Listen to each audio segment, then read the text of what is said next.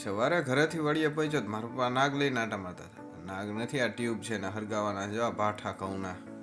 Dialogue याद आ गया, जली को आग कहते हैं ना बुझी को राख कहते हैं. હું ને રવકો દૂરદર્શનના દર્શક મિત્રો છીએ.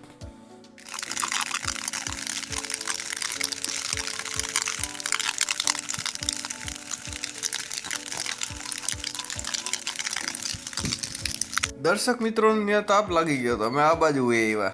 10 દી પહેલા રિક્ષા કાકા કાળો કાળો માર્યો તો આજે ખલામે મારી દીધો. અડધા પાઠા આજે અડધા કાલે, કારણ કે પછી પવન ઉપડી જાય એટલે. પછી તો મેથાનું ભૂઠું ભરવાનું ચાલુ કર્યું.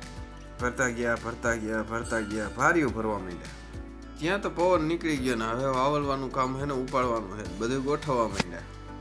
વાવવા માટે સૌથી પહેલા તમારે ટેબલ ઊભું રાખવું પડે. ટેબલ ગોઠવી દેવાનું, જો કોથરો રાખીને પછી વાવલવાનું કરવાનું ચાલુ. જે વાવલવાની વસ્તુ જોઈ, 3 તગારા જોઈ અને એક હું જોઈ, કારણ કે મારા સિવાય તમને કોણ તગારા દે.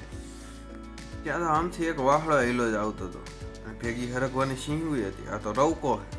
બપોર થઈ ગઈ, વાવલવાનું કમ્પ્લીટ થઈ ગયું ને આપણે ટેબલ લઈને વાડી ભેગા થઈ ગયા.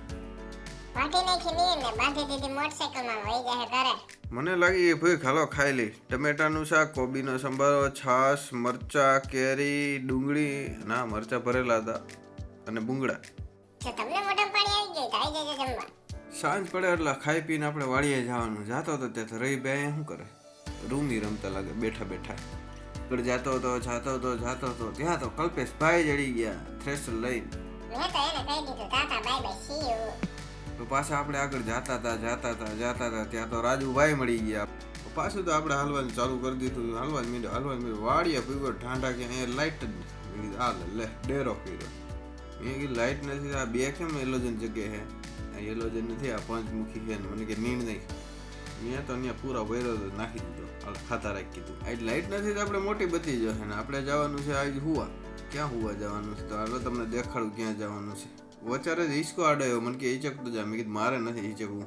આગળ ગયો થોડેક આગળ ગયો ને તો મેળાએ હાથ માર્યો કે એ ક્યાં અહીંયા હૂતો જાય. મેં તો એને ના પાડી દીધી, કીધું મારે ખરે જઈને હુવાનું છે. તો આપણે ખરે પૂગી ગયા ને ખાટલો અહીંયા પડ્યો છે ને હજી છે ને પેલા ગોળ બત્રી ફેરી દઉં બધી બાજુ ને પછી એને પથારી કરી નાખું અને પછી કીધું હુઈ જાવ. તો હું પથારી કરવા માંડ્યો. ઘડીકમાં પથારી કમ્પ્લીટ થઈ ગઈ ને આપણે તો હે ને પછી હુઈ ગયા. અને નાખો આપણે ઢહળી તો તમને અવાજ સંભળાય તો કહીજો.